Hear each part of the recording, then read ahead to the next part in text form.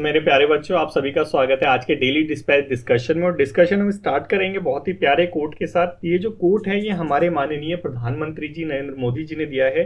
हमारे प्रधानमंत्री जी बोलते हैं, equity, ethics and equity are at the core of debate of climate change. Debate has to move from climate change to climate justice.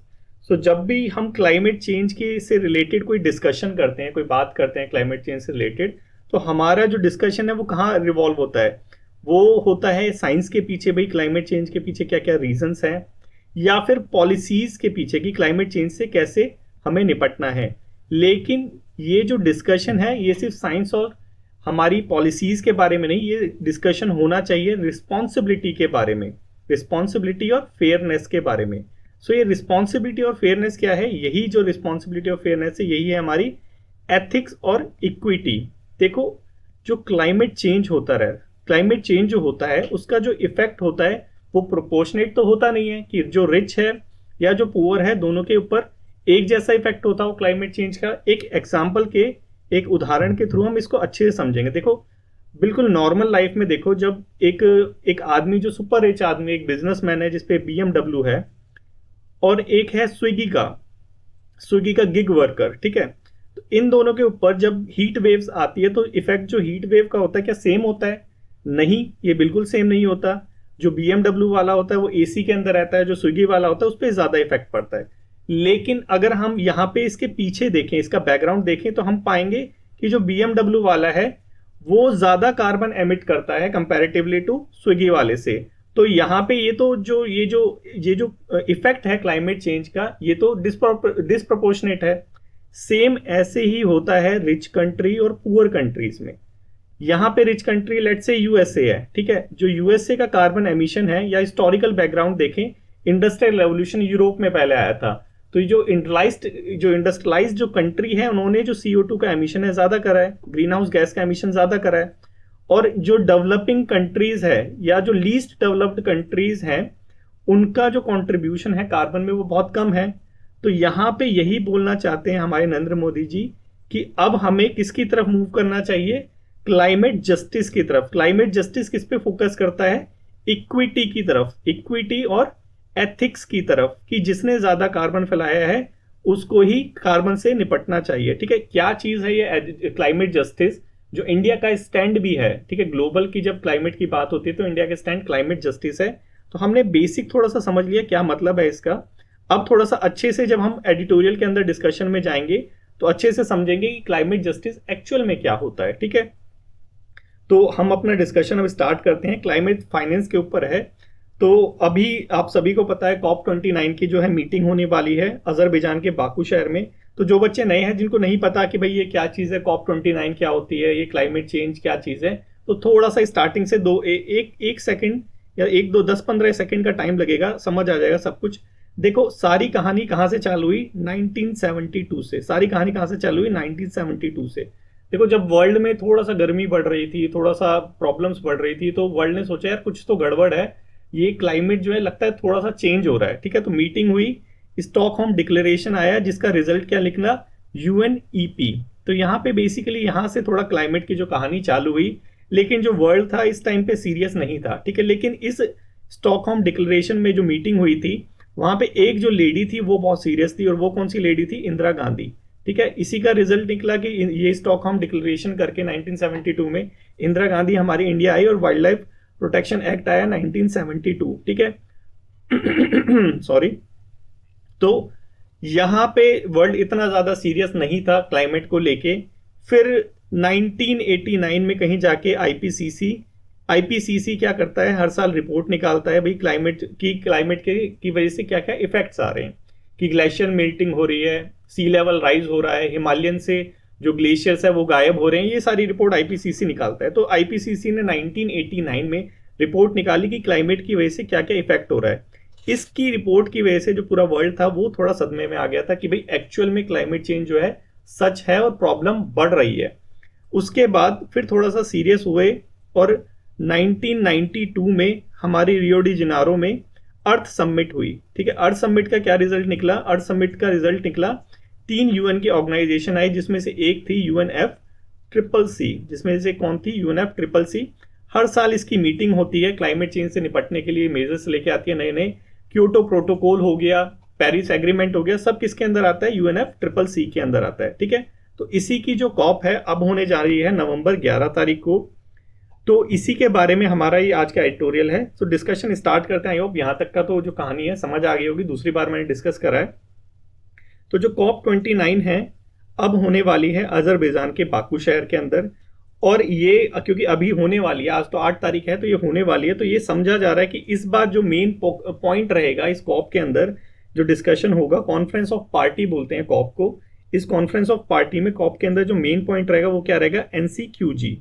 NCQG क्या चीज है? नेशनल न्यू कलेक्टिव क्वांटिफाइड गोल। Basically इसके अंदर की क्लाइमेट चेंज से निपटने के लिए फाइनेंस कहां से आएगा, फाइनेंस का कैसे मेजर करना है, वो सारी चीज कहां पे होगी? NCQG के अंदर की। इसीलिए इसको क्या कहते हैं? क्लाइमेट फाइनेंस कह रहे हैं, जो अभी अजरबैजान बाकू शहर में होगी COP29 की। यहाँ पे NCQG के बारे में डिसाइड किया जाएगा। ठीक है, तो इतना खुश होने की जरूरत नहीं है, क्योंकि अभी तक फाइनेंस की क्या कहानी चल रही है आपको जब पता चलेगा तो पता चलेगा कि ये जो मीटिंग है इसमें भी कुछ जो क्लैरिटी है ये पास होने की नहीं होगी। ठीक है, अभी थोड़ा सा समझेंगे धीरे धीरे। तो ये जो फाइनेंस का सारा जो मैटर है ये पेरिस एग्रीमेंट के आर्टिकल 9 के अंदर आता है। इसके अंदर बेसिकली ये बोला गया है कि जो डेवलपिंग कंट्रीज हैं उनको थोड़े पैसे दिए जाएंगे कि जो क्लाइमेट चेंज हो रहा है उससे निपटने के लिए। और इसी को क्या कहते हैं हम? Equity and responsibility. Equity and responsibility, या बोलो एथिक्स एंड इक्विटी। ठीक है, तो ये चीज यहां पे है। इतना थोड़ा समझ आ गया कि यहां पे थोड़ा पैसों से रिलेटेड बात है NCQG में। इतना थोड़ा आपके बारे में आपको जानना जरूरी है। उसके बाद अभी मैटर क्या है बेसिकली, क्योंकि अगर इतना ही इजी होता ये क्लाइमेट फाइनेंस का जो इशू है, इतना इजी होता तो ये कब का हो चुका होता। क्योंकि पेरिस एग्रीमेंट तो कब आया था और अभी तक क्लाइमेट से रिलेटेड जो फाइनेंस है उस पर क्लैरिटी नहीं आई है। तो यहाँ पे बताया है कि जो अनरिजॉल्व इशू है इस नेगोशिएशन के अंदर वो क्या है, वो यहाँ पे बताया गया कि डेवलपिंग कंट्रीज और डेवलप्ड कंट्रीज दोनों के जो स्टैंड है वो अलग अलग है। डेवलपिंग कंट्रीज और डेवलप्ड कंट्री जो स्टैंड है वो अलग अलग है, अलग अलग चीजों को डिमांड कर रही है। तो वो क्या चीजें हैं वो समझेंगे कि इन दोनों के बीच में बेसिकली टकराव कहां पे हो रहा है। देखो, जो डेवलपिंग कंट्रीज है वो क्या मांगती है? वो मांगती है इक्विटी। इक्विटी आपको समझ आ गया क्या चीज है? कि भाई हमने कार्बन फैलाया नहीं, इंडस्ट्रियलाइज हुआ तुम्हारी कंट्री। ठीक है, USA इंडस्ट्रियलाइज हुआ, इसने CO2 एमिशन फैलाया, तो रिस्पॉन्सिबिलिटी जो है वो USA पे ज्यादा होनी चाहिए कंपैरेटिवली इंडिया। ठीक है, तो ये क्या चीज है? ये डेवलपिंग कंट्रीज की डिमांड है कि जिसने ज्यादा कार्बन फैलाया, मतलब जो डेवलप्ड कंट्री है उनको ज्यादा भार संभालना चाहिए इस क्लाइमेट फाइनेंस का। उसके बाद डेवलपिंग कंट्रीज कहती है कि जो टारगेट होने चाहिए वो क्वांटिटेटिव होने चाहिए। मतलब क्वांटिटेटिव का क्या है? कि मेजरेबल होने चाहिए, कि उसको हम मेजर कर सके। जैसे हमारे NDC, ठीक है, कि कितना गीगावाट जो है हम इलेक्ट्रिसिटी रिन्यूएबल एनर्जी से प्रोड्यूस करेंगे, ये बेसिकली क्वांटिटेटिव टारगेट्स होते हैं। और ये डेवलपिंग कंट्री कहती है कि हमारे जो टारगेट्स हैं वो बेसिकली क्वांटिटेटिव होने चाहिए। पब्लिक फाइनेंस प्रोवाइड कराना चाहिए, ग्रांट प्रोवाइड कराना चाहिए, और अगर लोन देते हो तो कंसेशनल लोन प्रोवाइड कराना चाहिए। तो ये सारी जो डिमांड है ये किसकी रहती है? डेवलपिंग कंट्रीज की।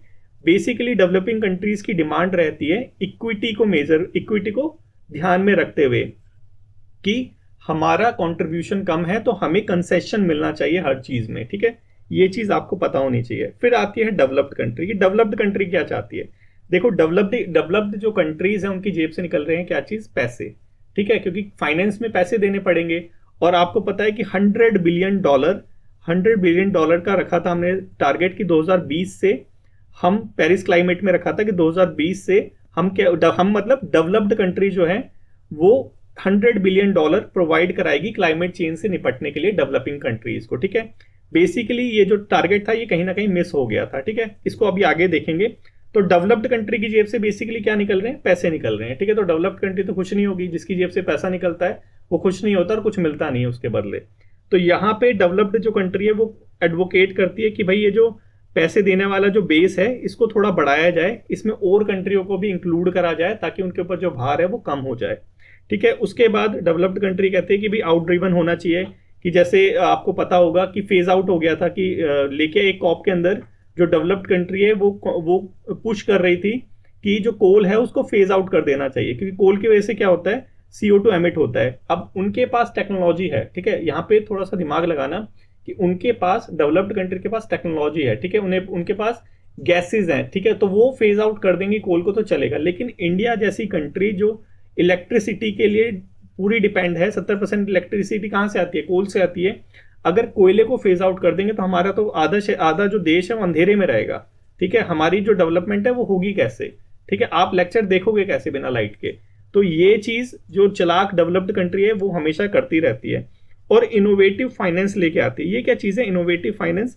वो लेके आते हैं ऐसे ऐसे मेजर, जैसे ग्रीन क्लाइमेट फंड, कि इसके अंदर लोन प्रोवाइड कराया जाता है क्लाइमेट चेंज से निपटने के लिए। देखो, क्लाइमेट चेंज से निपटने के लिए एक लोन प्रोवाइड करा रहे हैं, एक मेजर, एक इनोवेटिव फाइनेंशियल जो मेजर लेके आए कि क्लाइमेट चेंज से अब आपको निपटना है तो आप यहाँ से लोन ले लो, ठीक है। हमने क्लाइमेट चेंज को, हमने हमारी वजह से, डेवलपिंग कंट्रीज की वजह से क्लाइमेट चेंज हो नहीं रहा है, डेवलप्ड कंट्री की वजह से हो रहा है। इक्विटी यहाँ पे कहाँ रही कि वो तो हमें लोन प्रोवाइड करा रहे हैं, हमसे पैसा भी वापस लेंगे और ब्याज भी वापस लेंगे, ठीक है। तो ये चीज डेवलप्ड चालाक कंट्री लेके आती है, लेकिन इंडिया हमेशा अपोज करती है इस चीज को। याद करो वो जो मीथेन वाला था, मैंने आपको लास्ट एक डिस्कशन में समझाया था कि इंडिया क्यों जो है अपोज करी है, या इंडिया जो क्यों जो मीथेन का जो ग्लोबल एग्रीमेंट लेके आया था कॉप के अंदर, उसको इंडिया ने क्यों बॉयकॉट कर दिया था। क्योंकि हमारे यहाँ 70% एग्रीकल्चर से मीथेन निकलती है। अगर हम वहां पे उसको साइन कर देते तो हमारा एग्रीकल्चर सेक्टर खतरे में आ जाता था। तो आपको समझना चाहिए कि डेवलप्ड कंट्री कैसे मेजर्स लेके आती है और डेवलपिंग कंट्री उसको अपोज करती है, इसीलिए एक जो प्रॉपर एग्रीमेंट है वो हो नहीं पा रहा है। अब यहाँ पे डिस्कस किया गया नेक्स्ट की हमने 100 बिलियन का प्लेज लिया था कि भाई जो डेवलप्ड कंट्री है वो 100 बिलियन प्रोवाइड कराएगी, लेकिन ये भी जो टारगेट था ये मिस्ड हो गया। लेकिन 2022 में जैसे तैसे करके डेवलप्ड कंट्री ने पैसे प्रोवाइड करा दिए। लेकिन जो 2 साल का गैप आया उसके अंदर जो डेवलप्ड कंट्री पे हमारा विश्वास था कि डेवलप्ड कंट्री ने बोला है तो वो होगा, वो कहीं ना कहीं जो विश्वास था वो खत्म हो गया, ठीक है। अब यहाँ पे एडिटोरियल में बताया हमारे राइटर ने कि ये जो $100 बिलियन था ये थिंग हो गई पास्ट की, ये बहुत पुरानी बात है। अब डॉलर बिलियंस में नहीं, अब ट्रिलियंस में चाहिए हमें, ठीक है। यहाँ पे बताया कि 48% जो डेवलपिंग कंट्रीज हैं वहां पे उनकी जो नीड है, ठीक है, 98 बेसिकली पार्टी की बात करी कि उनकी जो नीड है, उनकी 48% नीड जो है वो $5 ट्रिलियन से कंप्लीट होगी, ठीक है। तो ये $100 बिलियन का तो अब जमाना गया, ये यहाँ पे बताया है, ठीक है। उसके बाद यहाँ पे बताया है एडिटोरियल के अंदर कि जो लोन पे जो डेवलपिंग कंट्रीज है नए नए फाइनेंशियल इनिशिएटिव लेके आ रही है, ग्रीन क्लाइमेट फंड हो गया कि लोन यहाँ से लो, और क्लाइमेट चेंज से निपटने के लिए जो मेजर्स लेने हैं, क्लाइमेट चेंज मिटिगेशन हो गया, एडेप्टेशन हो गया। देखो ये भी थोड़ा सा देख लो, मिटिगेशन क्या होता है, एडेप्टेशन क्या होता है। देखो मिटिगेशन होता है कि सोर्स को ही खत्म कर दो, ठीक है, कोयले से आ रहा है, बिजली कोयले से आ रही है, तो हम क्या करेंगे कि कोयले से ना लेके हम सोलर एनर्जी से लेके आएंगे, तो हमने क्या कर दिया, मिटिगेट कर दिया उस CO2 को। लेकिन हम एडेप्टेशन में क्या करेंगे, कोई टेक्नोलॉजी लेके आ गए कि जहां से वो CO2 एमिट हो रहा है उसको हमने किसी और चीज में बना दिया, सॉलिड कार्बन में बना दिया, ये क्या है, एडेप्टेशन है, ठीक है। थोड़ा समझ आ गया। मिटिगेशन में हम सोर्स को ही खत्म कर देते हैं, एडेप्टेशन में हम उसके अकॉर्डिंग अपने आप को ढाल लेते हैं। तो यहाँ पे बताया गया है कि हम लोन के ऊपर डिपेंड नहीं रह सकते मिटिगेशन और एडेप्टेशन के लिए। और प्राइवेट इन्वेस्टमेंट, क्योंकि डेवलप्ड कंट्री अब क्या कर रही है कि प्राइवेट प्लेयर्स को लेके आ रही है क्लाइमेट चेंज से निपटने के लिए, ठीक है। तो एक चीज और आप ध्यान रखो कि क्लाइमेट जो प्राइवेट प्लेयर्स हैं, ठीक है, जब वो क्लाइमेट चेंज से रिलेटेड जो मैटर्स है उनके उसके अंदर आएंगे तो प्राइवेट प्लेयर क्या देखते हैं, हमेशा अपना प्रॉफिट देखते हैं। तो यहाँ पे जो क्लाइमेट चेंज से निपटने के लिए प्राइवेट इन्वेस्टमेंट पे रिलाई करना सही नहीं है, ये यहाँ पे बताया गया है बेसिकली। उसके बाद यहाँ पे बताया है कि इशू जो है एक्सपांडिंग का वो क्या है। देखो डेवलप्ड कंट्री क्या कह रही है कि जो बेस है, जो पैसे प्रोवाइड कराने वाला, फाइनेंस प्रोवाइड कराने वाली कंट्रियों का बेस है,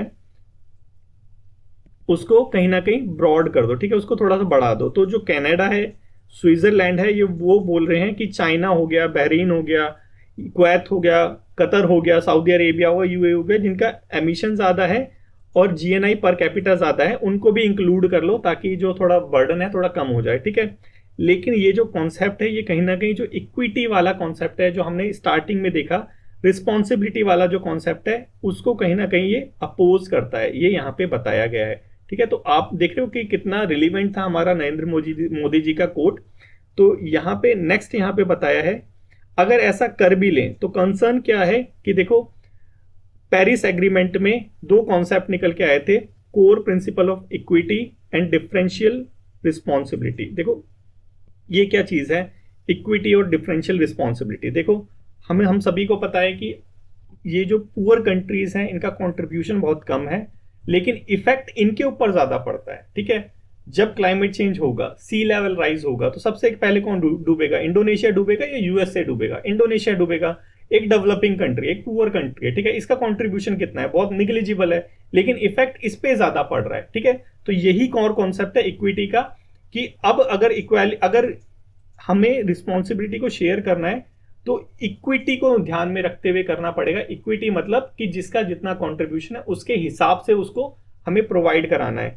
और ये जो डिफरेंशियल रिस्पॉन्सिबिलिटी वाला जो कॉन्सेप्ट है, ये थोड़ा सा समझ लो कि यहां से प्रीवियस ईयर में क्वेश्चन आया हुआ था। कहां पे? यूपीएससी सीएससी के अंदर, ना कि आपके सीएपीएफ के अंदर। लेकिन आपके अंदर भी आने के चांसेस है, क्योंकि आपके यहां पे भी ये जो टॉपिक है क्लाइमेट चेंज का बहुत इंपॉर्टेंट है। देखो ये क्या होता है differential responsibility. Let's say India और डेवलप्ड कंट्री, अब आपको पता है हमें कि जीरो एमिशन करने का हमारा टारगेट है। इंडिया ने बोला है 2070 तक करेगा, लेकिन डेवलप्ड कंट्री कब तक करेगी उसे? 2040 तक या 2045 तक। तो ये क्या चीज है कि हमारा टारगेट एक जैसा है। क्या चीज टारगेट है हमारा? एमिशन को एकदम जीरो लेके आना, लेकिन नेट एमिशन को एकदम जीरो लेके आना, लेकिन हमारा टाइमलाइन अलग अलग है। यही है कॉन्सेप्ट क्या? Differentiated responsibility. मतलब कि हमारी रिस्पॉन्सिबिलिटी तो है, लेकिन ये थोड़ा अलग अलग रिस्पॉन्सिबिलिटी है। किसके अकॉर्डिंग? जिसका जितना कंट्रीब्यूशन है उसके अकॉर्डिंग। ठीक है, यही है कॉन्सेप्ट क्या? Differential responsibility. अब नेक्स्ट यहाँ पे देखते हैं, यहाँ पे करंट इशू क्या बताया है, issue with current climate finance definition, की अभी जो फाइनेंस की डेफिनेशन है उसके साथ क्या इशू है। देखो यहाँ पे भी थोड़ा सा देख लेना कि डेवलप्ड कंट्री कितनी चालाक है। देखो डेफिनेशन जो हमारी स्टैंडिंग कमेटी ऑन फाइनेंस है उसकी डेफिनेशन क्या है कि क्लाइमेट फाइनेंस वो है, वो सपोर्ट है क्लाइमेट फाइनेंस जहां पे हम एमिशन को रिड्यूस करेंगे, एडेप्टेशन को बढ़ाएंगे और रेजिलियंस को बढ़ाएंगे। ठीक है, देख रहे हो आप बोलोगे कि सर इस डेफिनेशन में प्रॉब्लम कहाँ है। ठीक है, डेफिनेशन तो एकदम सही लग रही है कि वही पैसा जिससे हम जो एमिशन है उसको रिड्यूस करेंगे, एडेप्टेशन को जो है उसको बढ़ाएंगे, थोड़ा रेजिलियंस बढ़ाएंगे। देखो देखने में तो ये बहुत सिंपल लग रही है, लेकिन यहाँ पे उनकी चालाकी पीछे की समझो। यहाँ पे एडिशनैलिटी वर्ड नहीं है। एडिशनैलिटी वर्ड मतलब कि जो क्लाइमेट फाइनेंस है, मतलब क्लाइमेट को से निपटने के लिए, क्लाइमेट चेंज से निपटने के लिए जो पैसा है वो आएगा कहाँ से? जो ऑलरेडी एग्जिस्टेंस फंड है, जो ऑलरेडी एग्जिस्टेंस में फंड है, उसी का पैसा घुमा के दे देंगे हमको, या फिर नया कोई फंड देंगे। तो यहाँ पे देखो $100 बिलियन का जो टारगेट था ये था एडिशनल फंड वाला, कि एडिशनल फंड दोगे, जो ऑलरेडी फंड है वो नहीं, उसको नहीं देना, एडिशनल तुम्हें देना है पैसा। तभी तो वो जो इक्विटी वाला जो कॉन्सेप्ट है वो यहाँ पे अप्लाई होगा। तो ये जो है एडिशनैलिटी, ये तो यहाँ पे है ही नहीं। तो ये हमेशा जो डेवलप्ड कंट्री है एम्बिग्विटी लाती है अपनी डेफिनेशन में, ताकि उसका बाद में फायदा उठाए। ठीक है, तो जब भी आप पढ़ो तो इस चीज को हमेशा पढ़ना। उसके बाद वही सारी चीज जो हमने देखा प्राइवेट वाला, पब्लिक वर्सेस की, जो प्राइवेट है वो इन्वेस्टमेंट इसके अंदर काउंट नहीं करनी चाहिए, जो अभी डिस्कस होगा NCQG के ऊपर, अभी जो COP29 आएगी उसमें। बाकी सारी चीज वही है जो हमने अभी डिस्कस करी कि डेवलपिंग कंट्री बेसिकली चाहती क्या है। डेवलपिंग कंट्री की दो ही डिमांड रहती है, पैसे दे दो थोड़े से और ट्रांसफर कर दो थोड़ी सी टेक्नोलॉजी, ताकि कैपेसिटी हम बिल्ड कर ले। ठीक है, हमेशा दो डिमांड देखने को मिलेगी आपको कहीं भी, एकदम सिंपल लैंग्वेज में समझो, तभी याद रहेगा। हमेशा दो डिमांड आपको देखने को मिलेगी, एक बोलेंगे पैसे दे दो, दूसरा बोलेंगे टेक्नोलॉजी दे दो, बस और कुछ नहीं मांगते ये लोग, डेवलपिंग कंट्रीज वाले, इंडिया इसमें इंक्लूड है। ठीक है, उसके बाद की चैलेंजेस क्या क्या है। देखो की चैलेंजेस क्या क्या है, डेवलपिंग कंट्री हो गया और डेवलप्ड कंट्री हो गया। ठीक है, दोनों की डिमांड अलग अलग है, दोनों अलग अलग तरह से सोचते हैं। तो यही एक सबसे बड़ा चैलेंज है जो अभी हमने डिस्कस करा, यही चैलेंज है। ठीक है, तो यही चैलेंज है। और यहाँ पे अब कैसे ट्रस्ट बनाएगा डेवलप्ड कंट्री डेवलपिंग कंट्री के बीच में, यही सारी चीज अब देखनी है। और देखना है कि भाई अब जो आउटकम आएगा जो COP29 का, वो क्या रहेगा, कुछ आउटकम निकलता भी है या फिर जस्ट ऐसे ही प्रोमिस कर देंगे कि हाँ भाई क्लाइमेट चेंज को रिड्यूस करेंगे, जो अभी तक करते आए हैं। ठीक है, यही सारी चीज यहाँ पे डिस्कस की गई है। आई होप आपको अच्छे से समझ आ गया होगा कि COP29 में होता क्या है, डेवलपिंग कंट्री और डेवलप्ड कंट्री के बीच में क्या इशू चल रहे हैं। ये चीजें बहुत ज्यादा समझनी जरूरी है अगर आपको क्लाइमेट चेंज से रिलेटेड कोई टॉपिक पे लिखना है तो। और आपके जो CAPF का पेपर है, CAPF के पेपर में क्लाइमेट चेंज से रिलेटेड टॉपिक आता ही आता है। अभी 2024 का देख लो कि बिल्कुल अनएक्सपेक्टेड था कि सारी चीज एकदम चेंज हो गई।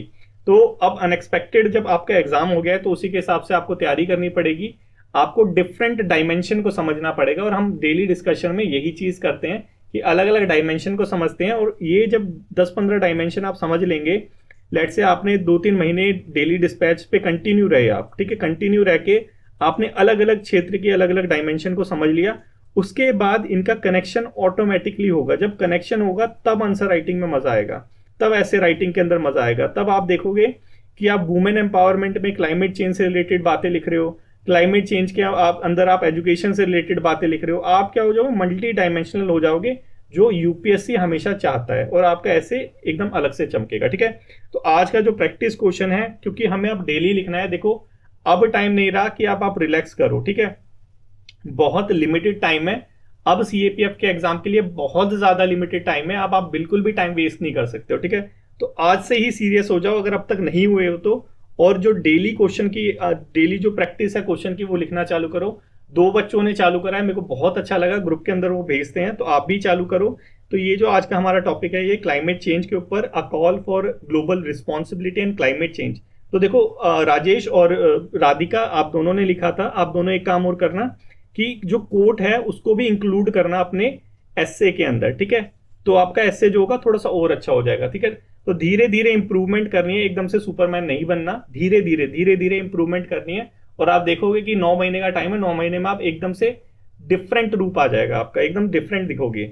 चलो अब नेक्स्ट आर्टिकल की तरफ मूव करते हैं। इंडस वाटर ट्रीटी, देखो क्या चीज है, ये भी बेसिकली एक एडिटोरियल आया था, लेकिन एडिटोरियल मेरे को इतना ज्यादा इंप्रेसिव नहीं लगा इंडस वाटर ट्रीटी वाला, लेकिन इससे रिलेटेड प्रीवियस ईयर में एक क्वेश्चन आया था। ठीक है, बहुत इजी क्वेश्चन था, लेकिन अब जैसे जैसे आपको पता है कंपटीशन बढ़ रहा है, कंपटीशन के साथ साथ चीजें कॉम्प्लेक्स होती जा रही है, और जो यूपीएससी सीएपीएफ है ये भी जो अपना स्टैंडर्ड है बढ़ाता जा रहा है, तो हमें भी अपना स्टैंडर्ड बढ़ाना पड़ेगा उसी के हिसाब से। अब वो पुराना जो बाबा आदम के 10 साल पुराने वाले जो क्वेश्चन है उसके हिसाब से हमको प्रिपरेशन नहीं करनी, 2024 के और 25 के हिसाब से हमें प्रिपरेशन करनी है। ठीक है, तो बेसिकली न्यूज में क्या था, न्यूज में था कि जो इंडिया है उसने एक फॉर्मल नोटिस भेजा था पाकिस्तान को इंडस वाटर ट्रीटी को थोड़ा रिन्यू करने के लिए, ठीक है, उसको थोड़ा मॉडिफाई करने के लिए। क्यों? क्योंकि पॉपुलेशन चेंज हो रही है, डिमांड चेंज हो रही है, ज्योग्राफी टोपोग्राफी सब चेंज हो रहा है, इसीलिए भेजा था। ठीक है, अब ऐसा ये जो न्यूज है इतनी ज्यादा इंपॉर्टेंट नहीं है, ये थोड़ा ना पूछेगा कि भाई किसको भेजा था, ऑब्वियस ही बात है पाकिस्तान को भेजा था, क्योंकि जो इंडस वाटर ट्रीटी है पाकिस्तान के साथ ही है। लेकिन ट्रीटी के अंदर क्या क्या चीजें आती है ये हमारे लिए इंपॉर्टेंट है, इसको अच्छे से समझेंगे। देखो बैकग्राउंड थोड़ा समझ लो, ये जो ट्रीटी है कब साइन हुई थी, 1960 में साइन हुई थी, सितंबर 1960 में साइन हुई थी इंडिया और पाकिस्तान के बीच में। कौन था मिडिल मैन इसमें? था मिडिल मैन वर्ल्ड बैंक। कौन था? वर्ल्ड बैंक था। देखो यहाँ पे है ना, वर्ल्ड बैंक की जगह अगर तुम्हें यूएन दे देंगे ना तो बहुत फिट लगेगा कि यूएन जो है वो हो सकता है, लेकिन यूएन यहाँ पे नहीं है, यहाँ पे कौन है? वर्ल्ड बैंक ने ये ट्रीटी साइन करवाई थी हमारी पाकिस्तान के साथ। पर्पस बेसिकली था जो भी वाटर शेयरिंग करना इंडस रिवर और इसकी ट्रिब्यूटरी में। कौन कौन सी रिवर आती है इसके अंदर थोड़ा समझ लो, सतलुज हो गई, व्यास हो गई, रावी हो गई, झेलम हो गई, चिनाब हो गई, और अपने आप में इंडस। ठीक है, ये सारी रिवर इसी का डिस्ट्रीब्यूशन हुआ था। ठीक है, कौन सी रिवर किसके पास है ये सारी चीज अभी हम समझेंगे। देखो की ट्रीटी के प्रोविजन क्या थे, वाटर शेयरिंग करना, वाटर शेयरिंग में रिवर को, जो 6 रिवर हैं उसको 3-3 करके डिवाइड कर दिया। इसमें कुछ रिवर हो गई वेस्टर्न रिवर और कुछ रिवर हो गई ईस्टर्न रिवर। आपको पता होना चाहिए कि कौन सी रिवर वेस्टर्न में आती है, कौन सी रिवर ईस्टर्न में आती है। आईसीजे, ठीक है, आईसीजे मतलब इंडस, चेनाब और झेलम जो है वो वेस्टर्न रिवर्स में आती है, और ये जो है आईसीजे इसको एलोकेट करा किसको? पाकिस्तान को, कि भाई पाकिस्तान ये ले, ये तेरी रिवर है। ठीक है, ये वर्ल्ड बैंक ने बोला। ठीक है, लेकिन पाकिस्तान को देने का मतलब ये नहीं है कि ये जो रिवर है आईसीजे, इंडस, चेनाब और झेलम, इस पे इंडिया कुछ नहीं कर सकता। बोला इंडिया को कि आप इसका यूज कर सकते हो इसके पानी का, लेकिन नॉन कंजम्पटिव यूज, मतलब पीने के लिए यूज नहीं करोगे। तो नॉन कंजम्पटिव यूज में क्या आता है कि हाइड्रो इलेक्ट्रिसिटी के जो प्रोजेक्ट होते हैं वो लगा दिया। ठीक है, वो इसके अंदर आते हैं, और एग्रीकल्चर पर्पस के लिए आप यूज कर सकते हो, डोमेस्टिक यूज के लिए भी भाई यूज कर सकते हो, इंडिया को परमिट कर दिया वर्ल्ड बैंक ने। ठीक है, आईसीजे इंडस, चेनाब और झेलम ये किसके पास आई? पाकिस्तान के पास। ये कौन सी रिवर है? वेस्टर्न रिवर है। ठीक है, लेकिन इंडिया इसका यूज कर सकता है, लेकिन पानी पीने के लिए नहीं, क्योंकि नॉन कंजम्पटिव यूज है। ठीक है, उसके बाद बची ईस्टर्न रिवर। ईस्टर्न रिवर में आती है आरबीएस। आरबीएस मतलब रावी, ब्यास और सतलुज। ये रिवर किसके पास आई? इंडिया के पास आई, और इंडिया जो करना चाहे वो करे इस रिवर का, ठीक है, ये बोला। उसके बाद अब देखो, अब ये जो सारी रिवर हैं, अब आप सोचोगे कि इंडिया को ऊपर वाली जो रिवर है उसके अंदर से भी कंट्रीब्यूशन मिल गया, नीचे वाली रिवर है जो हमारी ईस्टर्न रिवर है उसमें से भी मिल गया, तो इंडिया के पास ज्यादा शेयर आ रहा होगा पानी का। नहीं है ऐसा। इंडिया के पास सिर्फ 20% वाटर आता है, ठीक है, जितना भी रिवर में पानी आता है इन 6 में, इसका 20% इंडिया के पास आता है। चलो इतना पता चल गया। उसके बाद कोई कमीशन वगैरह है क्या इसमें, अगर कुछ लड़ाई वगैरह हो गई तो? बिल्कुल कमीशन है। कमीशन का नाम है परमानेंट इंडस कमीशन। कौन सा नाम है? PIC, permanent Indus commission. देखो ये जो कमीशन है ये बेसिकली क्या करता है, हर साल मीटिंग वगैरह करता है, जो भी इश्यूज वगैरह होते हैं इस मीटिंग में सॉल्व होते हैं। उसके बाद अगर कोई डिस्प्यूट हो गया इंडिया और पाकिस्तान के बीच में related to this river system, ये रिवर सिस्टम से रिलेटेड कोई डिस्प्यूट हो गया, तो इसके लिए प्रॉपर मैकेनिज्म है, 3 स्टेप मैकेनिज्म है कि सबसे पहले क्या करेगा, ये जो PIC है, परमानेंट इंडस कमीशन है, इसके अंदर मैटर जाएगा, ठीक है, आपस में बात करके सुलझाओ। नहीं सुलझा तो क्या होगा, इंटर गवर्नमेंटल होगा इशू, मतलब कि गवर्नमेंट जो है दोनों इंडिया पाकिस्तान की, वो मैटर को सॉल्व करेगी। नहीं हुआ यहाँ पे भी सॉल्व, तो एक न्यूट्रल जो एक्सपर्ट है वो अपॉइंट किया जाएगा वर्ल्ड बैंक के द्वारा, क्योंकि वर्ल्ड बैंक यहाँ पे बिचौलिया का काम कर रहा है, तो ये यहाँ पे डिसीजन लेगा। अगर इसका जो डिसीजन है, न्यूट्रल जो एक्सपर्ट है, इसका जो डिसीजन है, ये अगर किसी पार्टी को समझ नहीं आया, लेट्स से इंडिया को समझ नहीं आया, पाकिस्तान को समझ नहीं आया, तो कोर्ट ऑफ आर्बिट्रेशन जो वर्ल्ड बैंक की लगवाएगा, यहाँ पे अपील कर सकते हैं हम। तो ये बेसिकली डिस्प्यूट रेजोल्यूशन मैकेनिज्म है, थोड़ा सा पता होना चाहिए। और बाकी कुछ कुछ प्रोजेक्ट हैं वो भी थोड़े थोड़े ध्यान में होने चाहिए, स्पेशली ये रैटल हाइड्रो प्रोजेक्ट है, ये थोड़ा सा न्यूज में था। कौन सी रिवर के ऊपर है? चेनाब रिवर के ऊपर है। बाकी ये पाकल दुल हो गया, ये कहाँ पे है? ये भी चेनाब के ऊपर है। मरुसुधर रिवर पे, लोअर कालानी, ये भी कहाँ पे है? ये भी चेनाब पे, चलो तीनों ही चेनाब पे है। किशन गंगा पे ये नीलम रिवर कहते हैं। तो ये हो गई हमारी प्रोजेक्ट, ठीक है। थोड़ा थोड़ा ध्यान में रखना पड़ेगा इनको, ठीक है, क्योंकि हमें नहीं पता कहाँ से क्वेश्चन आएगा, ठीक है। हमने देखा था एक क्वेश्चन कहाँ से आया था, एक क्वेश्चन हमारा आया था इसमें, बताया तो था मैंने, चलो अभी ध्यान नहीं आ रहा, चलो अब आगे चलो। यहाँ से तो क्वेश्चन आया था एक यूपीएससी के अंदर क्वेश्चन आया था, और आपके यूपीएससी CSC में भी क्वेश्चन आया था इस बॉक्स से, और यूपीएससी CAPF के अंदर भी क्वेश्चन आया था इस बॉक्स से। तो ये बॉक्स जो है MMI है, मोस्ट इंपॉर्टेंट है और अर्जेंट भी है, ठीक है। इसको रिवाइज करना ही करना है, ठीक है, इसको याद करना ही करना है। तो देखो अब आपको ध्यान में रखना है कि कौन कौन सी रिवर थी। मैंने इंडस यहाँ पे डेलिबरेटली नहीं लिखा है, ठीक है। एक है झेलम, ठीक है, झेलम निकलती कहाँ से है और मिलती कौन सी रिवर के अंदर, आपको पता होना चाहिए। निकलती कहाँ से है? ये निकलती है कश्मीर वैली से, वेरीनाग से, और मिलती कहाँ पे है? चेनाब रिवर पे, पाकिस्तान के अंदर त्रिमू में। उसके बाद हो गई चेनाब रिवर, ठीक है। चलो चेनाब को बाद में देखेंगे, पहले देख लेते हैं चेनाब रिवर से रिलेटेड कौन कौन से हैं। एक हो गई झेलम जो चेनाब में मिलती है, और एक हो गई रावी, ठीक है, ये भी चेनाब में मिलती है, ठीक है। रावी कहाँ से निकलती है? कुल्लू हिल से निकलती है, रोहतांग पास के पास है रावी, वहां से निकलती है और चेनाब में जाके मिलती है, ठीक है। कौन कौन सी हो गई? झेलम, रावी कहाँ पे मिलती है? चेनाब में। उसके बाद ब्यास हो गई, ब्यास कहाँ पे मिलती है? ब्यास निकलती है हमारी रोहतांग पास से और सतलुज में मिलती है। ब्यास कहाँ पे मिलती है? सतलुज में मिलती है, ठीक है। उसके बाद हो गई हमारी चेनाब, ठीक है, उसके बाद आती है हमारी चेनाब। चेनाब रिवर सतलुज में जाके मिलती है, और सतलुज जाके किस में मिलता है? हमारा इंडस में। यूपीएससी में क्वेश्चन पूछा था कि इनमें से कौन सी रिवर इंडस में जाके मिलती है, ठीक है, सबका नाम दे दिया था, लेकिन आंसर क्या था हमारा? सतलुज, ठीक है। तो ऐसे थोड़ा सा याद करना है कौन सी रिवर कहाँ से निकल रही है, कहाँ पे मिल रही है, ये सारी चीजें आपको पता होनी चाहिए, ठीक है। उसके बाद अब ये जो प्रीवियस ईयर का क्वेश्चन है 2017 का, इतना इजी क्वेश्चन आया था 2017 में कि आपको जस्ट डिस्कशन सुन के इसका आंसर कर सकते थे, लेकिन अब आपको क्या करना है, इसका कमेंट करके इसका आंसर देना है। उसके बाद ये हमारी हो गई रिवर, इसका प्रैक्टिस क्वेश्चन, ठीक है, इसका आंसर देना है। इसका आंसर देने के लिए आपको क्या करना पड़ेगा? मैप को देखना पड़ेगा, ठीक है। मैंने बिल्कुल यहाँ पे मैप नहीं लेके आया हूँ, क्योंकि मैं चाहता हूँ आप भी थोड़ा मेहनत करो, थोड़ा सा जो एटलस है अपनी वो खोलो, और यहाँ पे देखो कि भाई कौन सी रिवर है जो ऊपर आती है, कौन सी रिवर नीचे आती है। तो ये सारी चीजें सीक्वेंस आपको पता होना चाहिए, ठीक है।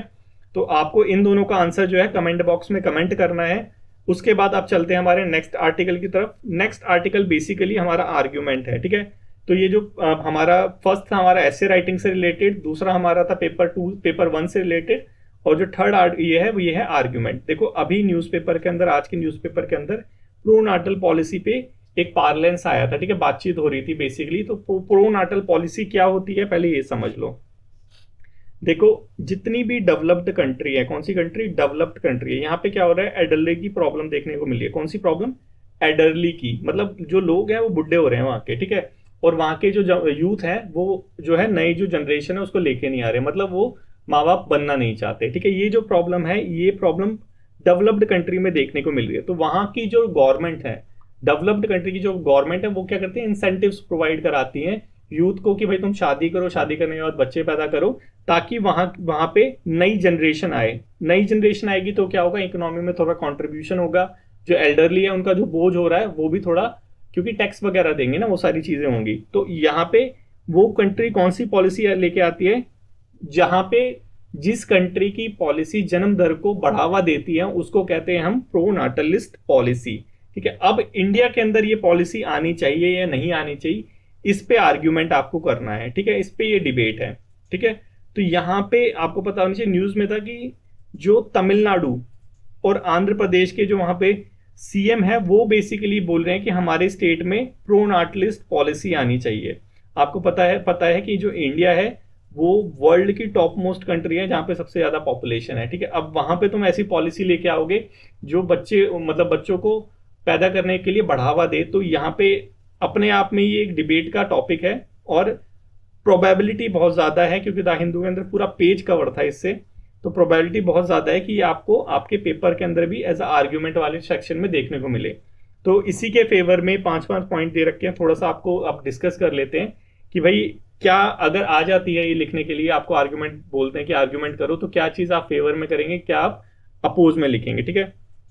तो देखो, फेवर में जब आप लिखेंगे तो साउथ, जो हमारी जो साउथर्न स्टेट्स हैं जहां पे एल्डरली की प्रॉब्लम देखने को मिल रही है, वहां का एग्जांपल हमें देना ही पड़ेगा।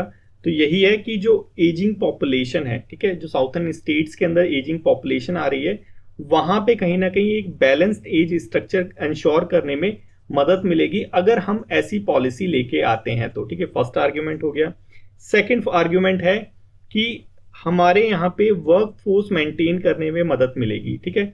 देखो, अब जब भी कोई एजिंग की प्रॉब्लम आती है किसी भी कंट्री के अंदर, तो वहां पे प्रॉब्लम क्या आती है कि जो वृद्ध लोग हैं, जो जिनकी एज बढ़ रही है 70 प्लस, 80 प्लस, 85 प्लस, क्योंकि टेक्नोलॉजी बढ़ गई है तो लंबी उम्र जी रहे हैं हमारे लोग, ठीक है।